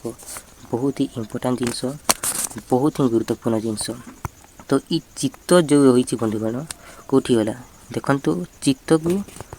ଦେଖନ୍ତୁ, ଚିତ୍ତକୁ ଆଚ୍ଛନ୍ନ କରିବା ଭଳି ଯେଉଁ ରହିଛି, ଦେଖନ୍ତୁ ଏଇଟା ଭାଷକ। ଆମେ କାହାକୁ କହିବା? ଭାଷକ ମାନେ ବକ୍ତା। ଯେ ବି ବକ୍ତା ଦେଉଛି ନା, ତାକୁ ଆମେ ଭାଷକ ବି କହିପାରିବା। ତ ଏଇ ଭାଷକ ବା ବକ୍ତାର ଏଇଟା ଆବଶ୍ୟକ ରହିଥାଏ, ଏଇ ଚିତ୍ତକୁ ଆଚ୍ଛନ୍ନ କରିବା ଭଳି ଶୈଳୀ। ଆଉ କେତେକ ଉପାଦାନ ବି ରହିଛି, ବହୁତ ହି ଇମ୍ପୋର୍ଟାଣ୍ଟ ଜିନିଷ। ଏଇ ଉପାଦାନ 10ଟି ରହିଛି। ଏଇଟା ସବୁଠାରୁ ମୋଷ୍ଟ ଇମ୍ପୋର୍ଟାଣ୍ଟ ଜଣେ ବକ୍ତାର। ନମ୍ବର 1 ପଣ୍ଡିତ୍ୟ। ଯେ ବକ୍ତାର ଯଦି ପାଣ୍ଡିତ୍ୟ ନାହିଁ, ଯେତେ କହିଲେ ମଧ୍ୟ ତାହା ଶ୍ରୋତାମାନଙ୍କୁ ଆକୃଷ୍ଟ କରିପାରିବ ନାହିଁ। ମନେ ରଖିବେ, ବହୁତ ହି ଇମ୍ପୋର୍ଟାଣ୍ଟ ଆଉ ବହୁତ ହିଁ ଗୁରୁତ୍ୱପୂର୍ଣ୍ଣ ଅଟେ। ଦେଖନ୍ତୁ, ଯେଉଁ ବିଷୟ ପ୍ରତି ଅଧିକ ଅଭିଜ୍ଞ ଥିଲେ ମଧ୍ୟ ତାକୁ ଉଚିତ ଢଙ୍ଗରେ ଠିକ୍ ଭାବରେ ପ୍ରକାଶ କରି ନ ପାରିଲେ ଭାଷଣର ମର୍ଯ୍ୟାଦା ରହିବ ନାହିଁ। ଏଇଟାକୁ ମନେ ରଖିବେ, ବହୁତ ହି ଇମ୍ପୋର୍ଟାଣ୍ଟ ଆଉ ବହୁତ ହି ସୁନ୍ଦର। ତେବେ ଦେଖନ୍ତୁ ବନ୍ଧୁଗଣ, ଯେତେବେଳେ ବି ପଢ଼ିବେ, ଯେତେବେଳେ ବି ଆପଣମାନେ ଭାଷଣ ଦେବା ପୂର୍ବରୁ ଦେଖନ୍ତୁ, ସର୍ବପ୍ରଥମେ ଗଭୀର ପଠନ ପରେ ବିଷୟ ପ୍ରକରଣର ଦେଖନ୍ତୁ ଉପରେ ଯଦି ଆପଣମାନେ ଜ୍ଞାନ ଆହରଣ କରିବେ, ଯେ କେଉଁ ବିଷୟ ଉପରେ ଆପଣମାନେ ଉପସ୍ଥାପନ କରିବେ, ସେ ସମ୍ପର୍କରେ ଆପଣଙ୍କୁ ଜ୍ଞାନକୁ ଉଚିତ ଶୈଳୀରେ ଯେଉଁ ପଢ଼ିଥିବେ ତା'ର ଉଚିତ ଭଲ ଶବ୍ଦକୁ ସଂଯୋଗ କରିବେ ଆଉ ଉଚିତ ଶୈଳୀରେ ପ୍ରକାଶ କରିପାରିଲେ ଭାଷଣର ମର୍ଯ୍ୟାଦା କ'ଣ ହୋଇଥାଏ ନା, ବୃଦ୍ଧି ପାଇଥାଏ। ମନେ ରଖିବେ, ଆପଣମାନେ ଯେଉଁଥିରେ ବି ଭାଷଣକୁ ଯେତେବେଳେ ପଢ଼ୁଛନ୍ତି, ତା ପୂର୍ବରୁ ଆପଣ ଦେଖୁଥିବେ ନା ଭାଷଣ କେମିତି କହିବେ, କେମିତି ଦେବି। ତା ପୂର୍ବରୁ ଯେଉଁଥିରୁ ବି ଆପଣ ବୁକ୍ରୁ ପଢ଼ନ୍ତୁ କିମ୍ବା ଭାବନ୍ତୁ, ଯେତେବେଳେ ଭାବୁଛନ୍ତି ଆପଣମାନେ ଉଚିତ ଶୈଳୀରେ ପ୍ରକାଶ କରିକି ଆପଣମାନେ ଭାବିବେ। ଆଉ 2 ନମ୍ବର ହେଉଛି କହିବା ଶୈଳୀ। ଦେଖନ୍ତୁ, କହିବା ଶୈଳୀ ହେଉଛି ବନ୍ଧୁଗଣ ବାଗ୍ମିତା, ଯାହାଦ୍ୱାରା ସମସ୍ତଙ୍କୁ ଆକୃଷ୍ଟ ରଖାଯାଇପାରେ। ଏଇ ବାଗ୍ମିତା ଦ୍ୱାରା ତ ବନ୍ଧୁଗଣ ବିଷୟ ପ୍ରତି ବନ୍ଧୁଗଣ ଦେଖନ୍ତୁ, ବିଷୟ ପ୍ରତି ଠିକ୍ ଭାବରେ ଅବଗତ ହୋଇ ଅନର୍ଗଳ କରିପାରିଲେ ଶ୍ରୋତାମାନେ କ'ଣ ହୋଇଥାନ୍ତି? ଉଲ୍ଲସିତ ହୋଇଥାନ୍ତି। ଯଦି ଅଧା ଖଣ୍ଡିଆ କହିବେ, ତାହେଲେ ଲୋକମାନେ, ଶ୍ରୋତାମାନେ ଶୁଣିବେ ନାହିଁ, ସେମାନେ ବିରକ୍ତି ହୋଇଯିବେ। ସେମାନେ ଦେଖନ୍ତୁ ଆଗ୍ରହ ହେବେ ନାହିଁ ଆପଣଙ୍କର ବକ୍ତବ୍ୟକୁ ଶୁଣିବା ପାଇଁ। ତ ସୁନ୍ଦର ବଚନ ଭଙ୍ଗୀ ଶ୍ରୋତା ମାନସକୁ ଆଚ୍ଛନ୍ନ କରିଥାଏ। ଏଇ ଜିନିଷକୁ ମନେ ରଖିବେ। ଗୋଟିଏ ସୁନ୍ଦର ବଚନ, ସୁନ୍ଦର ଯଦି ଭାଷଣ ଦେଉଛନ୍ତି, ତାହେଲେ ଯେଉଁ ଭଙ୍ଗୀ ରହିଛି, ଏଇଟା ଶ୍ରୋତାମାନଙ୍କୁ ତାଙ୍କର ମାନସକୁ, ତାଙ୍କର ମନକୁ କ'ଣ କରିଥାଏ? ଆଚ୍ଛନ୍ନ କରିଥାଏ, ଆକୃଷ୍ଟ କରିଥାଏ। ତାପରେ 3 ନମ୍ବର ହେଉଛି ସୌଜନ୍ୟ ଉପସ୍ଥାପନା। ତ ବହୁତ ହି ଇମ୍ପୋର୍ଟାଣ୍ଟ ଜିନିଷ। ଗୋଟିଏ ବକ୍ତା ବନ୍ଧୁଗଣ ଆଉ ଏବଂ ଶ୍ରୋତା ଉଭୟଙ୍କର ଦେଖନ୍ତୁ, ଏ 2 ଜଣ ଭିତରେ ଜଣେ ବକ୍ତା ଯିଏ ଭାଷଣ ଦେଉଛି, ଶ୍ରୋତା ଯିଏ ଶୁଣୁଛି ଏଇ ଭାଷଣକୁ, ଏଇ ଉଭୟଙ୍କ ମଧ୍ୟରେ ଶ୍ରୋତାମାନେ ହେଉଛି ମୁଖ୍ୟ ଭୂମିକା ନେଇଥାନ୍ତି। କେଉଁମାନେ? ଶ୍ରୋତାମାନେ। ଏଥିରେ କିଏ ଶୁଣିଥାନ୍ତି? ଶ୍ରୋତାମାନେ ଶୁଣିଥାନ୍ତି। ତ ଏମାନେ ମୁଖ୍ୟ ଭୂମିକା ଗ୍ରହଣ କରିଥାନ୍ତି। ଜଣେ ଭାଷଣ ଦିଏ ଆଉ ଅଧିକରୁ ଅଧିକ ଶ୍ରୋତାମାନେ ହିଁ ଥାନ୍ତି। ବହୁତ ମାତ୍ରାରେ ଶ୍ରୋତାମାନେ ଶୁଣିଥାନ୍ତି। ଜଣେ ଭାଷଣ ଦିଏ ଆଉ ବହୁତ ସାରା ଶୁଣିଥାନ୍ତି, ଶ୍ରୋତାମାନେ ଥାନ୍ତି। ତେଣୁ ବକ୍ତବ୍ୟର ଆରମ୍ଭରୁ ଶ୍ରୋତାମାନଙ୍କୁ ସମ୍ବୋଧିତ କରିବା ଆବଶ୍ୟକ। କହିବା ସମୟରେ कथन मध्य भागरे बेले बेले श्रोतामानंकु अति नम्र और शिष्ट भावे ज्ञानी गुणी माने शुद्धि जने एमितिका संबोधनात्मक शब्द गुड़ी को प्रयोग करवा आवश्यक जिते बेले भाषण दौरान। तो बहुत ही इम्पोर्टाट जिनिस केमती नम्र सहित शिष्टाचार युड़ी को व्यवहार करेंगे केतेबेले जितेबेले भाषण देउथिबे ई मझिरे ईटा को बहुत ही इम्पोर्टाट जिनिस जद्वारा कि वक्त भाषण जो देउथिबे ईटा श्रोता मानक ना भाव प्रकाश पाई थे लोक मानक ईटा जदि आप माने प्रयोग करेंगे तो तापर देखंतु कौन कौन रही। 4 नंबर हूँ समय सचेतनता बहुत ही इम्पोर्टाट। आपण माने अधिकारु अधिक समय जदि भाषण देदेवे तो केमती हुअन्ति पिला माने विरक्ति हो जाती से माने बोर हो जाती से माने भाषण सुनवा पई इच्छा करे नाही। तो कौन कले से मानकु आकृष्ट करिवो देखंतु बंधुगण भाषण मंच उपर केवल जड़े वक्तार अधिकार न थाए आहुरी केते लोक मानकर भाषण देवा पई जाई थांती ना। तो जदि जड़े अधिकरु अधिक समय भाषण देव ताहले आहुरी लोक माने केते बेले भाषण देबे। तो यार गोटे समय रखा दरकार जे एतकी समय रे भाषण देकी बहुत ही इम्पोर्टाट मेन जिनस को गुरुत्वपूर्ण जिनस को कहीकि भाषण को शेष करवा दरकार जोटा कि श्रोता मान को आकृष्ट करुथिबो आ श्रोता मान को सुहाइला भली वक्तव्य देवा दरकार। आ सेठारे बंधुगण देखंतु अनेक वक्ता थांती आउ समस्त को भाषण देवार समय निया जाई थाए जहाँ देखंतु वक्ता जनक अवगत हेबा जरूरी मध्य आ केते समय मध्य रे निज भाषण शेष हेबो बा हेबा ताहा सभापति सहित भाषण पूर्व ही परामर्श कहि पारंती परामर्श देवा दरकार जे यह जानी रखिबा आवश्यक जे निर्दिष्ट समय भितर भाषण शेष कले बंधुगण ताहा श्रोता मानकु विरक्तिकर होई न थाए। जदि कम समय भाषण देबे ताले श्रोता माने विरक्ति हेबे नहीं। जदि निर्दिष्ट समय देबे कम समय देबे जदि आप माने दीर्घ समय नेबे जदि दीर्घ समय भाषण दे देबे ताले विरक्ति ही जिवे श्रोता माने। तो कम समय दियंतु बहुत ही गुरुत्वपूर्ण जिनिस कहंतु जदरा कि विरक्ति हेबे नहीं श्रोता मानकु आकृष्ट करिवो। तो बंधुगण बेले बेले देखा जाए जे समय सचेतनता अभाव सभापति समेत समग्र सभा विरक्ति भावे पोषण करि बेले बेले विरक्ति मध्य हो जाए बेले बेले समय को ध्यान दे निजर भाषण प्रदान कले श्रोता मान कौन होता है श्रद्धाभाजन हो पारती बहुत बढ़िया। तापर 5 नंबर कौन देछि बंधुगण स्पष्ट कथन देखंतु अनेक समय रे देखा जाए जे वक्ता जनक निज कहवा विषय को ना बुझाइबा उद्देश्य रे अनेक विषय को मध्य उद्धार कर दियंती। देखंतु धीरे धीरे से उदाहरण दे से आ गोटे टॉपिक को जाई थाए जेते बेले भाषण देवा समय से स्पष्ट भाव में कहवा दरकार। देखंतु गोटे विषय रे से कहूची हैला गोटे भाषण दउची जेते बेले कही बुझाइबा उद्देश्य रे से उदाहरण देबो कि नहीं से उदाहरण देबो तो से आ गोटे टॉपिक को जाई थाए। तो एथिरे कोन कोन लिखा है देखंतु किंतु बेले बेले उद्धृति प्रदान करू करू अप्रत्यक्ष भाव में अनेक प्रसंग को जोड़ी थांती किंतु वक्तार वक्तव्य संपूर्ण रूप से अस्पष्ट हो जाए। भाषण देवा समय रे मन रखिबा उचित परोक्ष उक्ति ठारू प्रत्यक्ष उक्ति सुबोध्य होता है तेणु कथन रे सर्वदा स्पष्टता रखिबा आवश्यक बहुत ही इम्पोर्टाट जिनस बंधुगण। सब बेले डायरेक्टली आप मैंने कहे इनडायरेक्टली आप मैंने कहे नहीं इनडायरेक्टली जदि आप भाषण देवा समय कहे अप्रत्यक्ष भाव में जदि कहे भाषण देवा समय ताहले से भाषण जो दौरान सेटा कौन हेब अरुचिकर हेब तेणु कथन रे मन रखिबा दरकार भाषण देवा समय सब बेले स्पष्टता रखिबा आवश्यक सीधा डायरेक्टली कहे जोटा इम्पोर्टाट जिनिस से जिनिस को मन खोलिकी हृदय मन खोलिकी पूरा हृदय खोलिकी कहीदेवे जहाँ जहाँ भावना आसूची सबू भाषण माध्यम तापर देखंतु कौन रही संबोध देखंतु सभा मंच रे देखंतु सहवक्ता तापर सभा मंच तले श्रोता माने बसी थांती ସଭା ମଞ୍ଚରେ ଯଦି ଆମେ ଦେଖିବା ସଭାପତି ବସିଥାନ୍ତି, ସହବକ୍ତା, ତାପରେ ସଭା ମଞ୍ଚ ତଳେ କିଏ ବସିଥାନ୍ତି, ଶ୍ରୋତାମାନେ ଯେତିକି ବି ଭାଷଣ ଶୁଣିବେ ସେମାନେ ବସିଥାନ୍ତି। ତେବେ ଉଭୟ ମଞ୍ଚ ଉପରେ ବସିଥିବା ଆଉ ମଞ୍ଚ ତଳେ ବସିଥିବା ଶ୍ରୋତାମାନଙ୍କୁ ଦେଖନ୍ତୁ ସମ୍ବୋଧିତ କରିବାକୁ ପଡ଼ିଥାଏ। କେମିତି?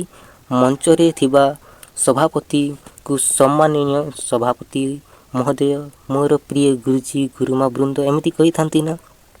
ତ କେମିତି ସମ୍ବୋଧିତ କରିବା ଦରକାର ସେଇଟା ବି ଲେଖା ହେଇଛି। ଦେଖନ୍ତୁ ମଞ୍ଚ ଉପରେ ଥିବା ସଭାପତିଙ୍କୁ ସମ୍ମାନନୀୟ ସଭାପତି କୁହାଯାଏ, ସହବକ୍ତାମାନଙ୍କୁ କ'ଣ କୁହାଯାଏ? ସମ୍ମାନସ୍ପଦ କୁହାଯାଏ। ଆଉ କ'ଣ କୁହାଯାଏ?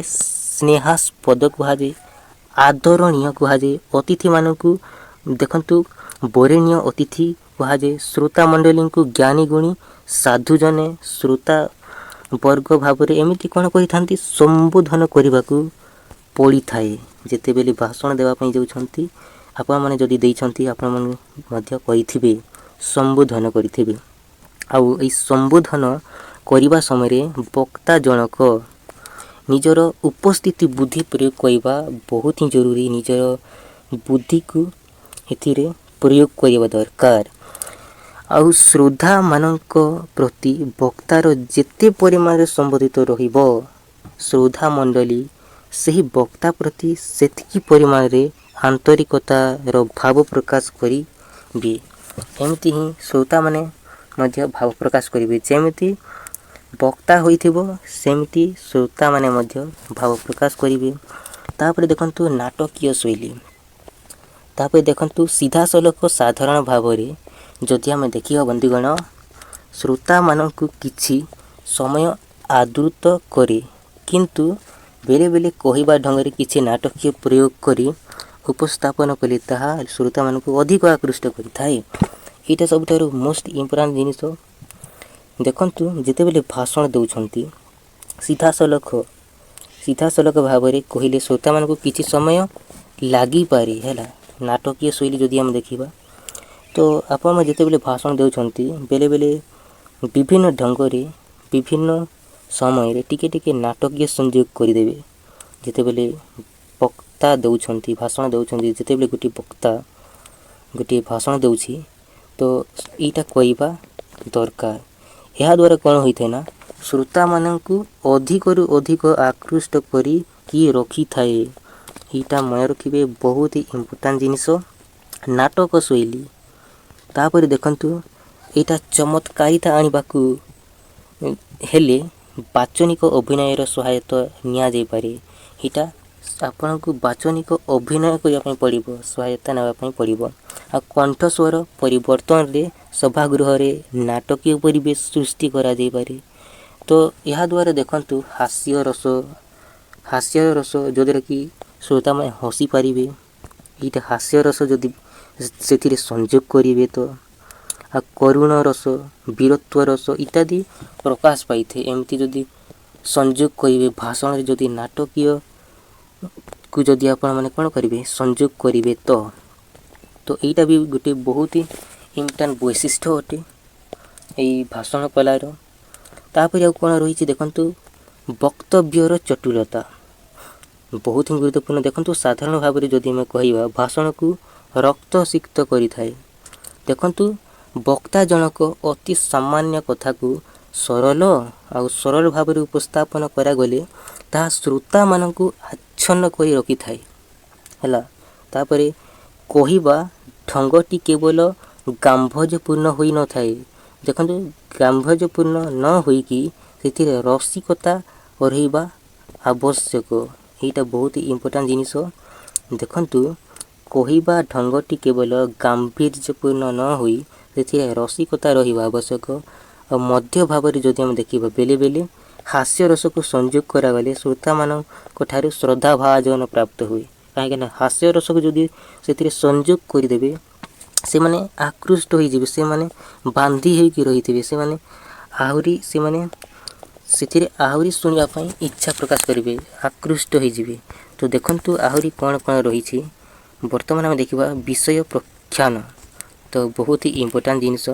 ଦେଖନ୍ତୁ ବିଷୟ ପ୍ରଖ୍ୟାନ ଯଦି ଆମେ ଦେଖିବା, କେତେକ ବକ୍ତା ବିଭିନ୍ନ ବିଷୟରେ ବିଭିନ୍ନ धारणा रही थाए विभिन्न धारणा करि थाए आउ जेतेबेले देखंतु वक्तव्य जे भी भाषण देउछि देवा समय रे निजर जुक्ति को प्रमाणित करबाकू देखंतु बंधुगण अनेक गुड़िए उदाहरण देइथांती निजर जुक्ति को निजर जेतेबेले भाषण देउथांती सेतेबेले विभिन्न उदाहरण देइथांती अनेक व्यक्ति माने तापरे देखंतु विभिन्न समय रे विभिन्न जो उदाहरण देइथांती ताकू मध्य व्याख्या करबाकू पड़ी थाए एमिति भी रही छंती अनेक देखंतु कोन कहिबी विषय प्रख्यान एटा को भी संयोग करबा पड़ी थाए जेतेबेले भाषण देइथांती काहे कि जेतेबेले उदाहरण देइथांती से समय रे व्याख्या भी करबाकू पड़ी थाए आ कोन रही छै देखंतु किंतु भाषकर बा जे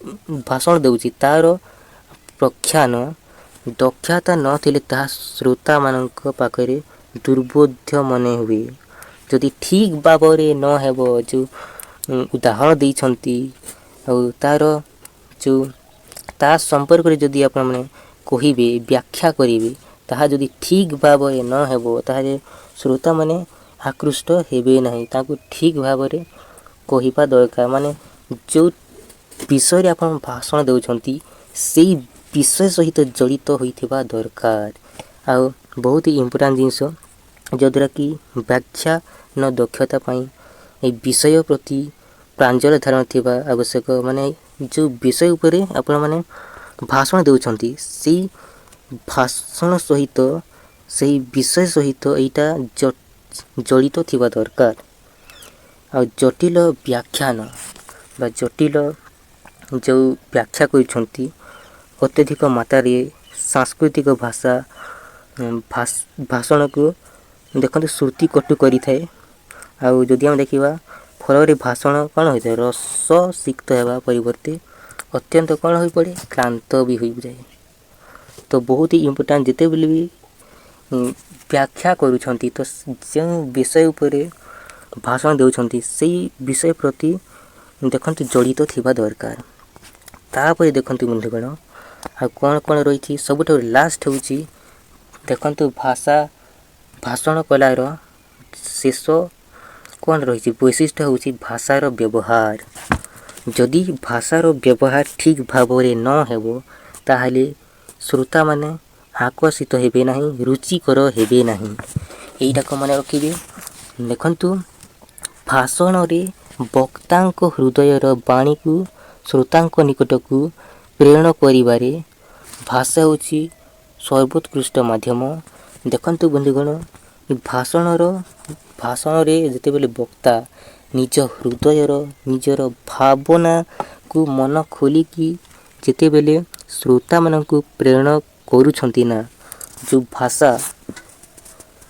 भाषा मध्ये जो पठौछंती ना वक्ता देउछंती सेटा होची सबठारु गुरुत्वपूर्ण माध्यम गुरुत्वपूर्ण भाषार व्यवहार सर्वोत्कृष्ट माध्यम आपण माने कहि परिबे आ भाषार देखंतु भाषणर भाषा भावानुसारी हेबा बहुत ही गुरुत्वपूर्ण जेमिति कि लोक माने भाबरे भावना आसीबा दरकार यदि भावना आसु नाही तो ठीक भाबरे हेबो नाही तो देखंतु एथिरे देइछि गोटे गुरुत्वपूर्ण उदाहरण ग्रामांचल रे भाषण देवा समय रे साधारण स्वल्प शिक्षित बा अशिक्षित श्रोता मंडली को पाई सरल आउ सावलील बोधगम्य भाषार प्रयोग करा जिबा उचित जदरे कि बहुत जल्दी आपण माने बुझी पारिबे आउ भावना मध्ये आसी पारिबो जदि आपण माने इंग्रजी रे देबे भाषण संस्कृत शुल्क तापर कठिन शब्द गुडी को जदि आपण व्यवहार करिवे उच्चारण करिवे